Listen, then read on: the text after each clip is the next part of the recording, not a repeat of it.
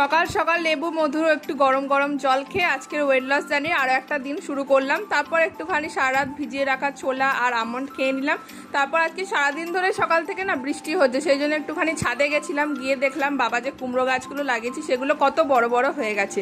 তো তারপর ছাদ থেকে নেমে এসে চান টান করে ফ্রেশ হয়ে ঠাকুরের পুজোটা সেরে নিলাম আর সমস্ত ঠাকুরগুলোকে সাজিয়ে দেখো কি সুন্দর দেখতে লাগছে। তারপর দুপুরবেলা খেতে বসলাম, একটু অল্প করে সয়াবিন আলুর তরকারি আর একটা ডিমের পোচ করে দিয়েছিল মা, সেটা দিয়ে আর শশা ছিল খেয়ে নিলাম।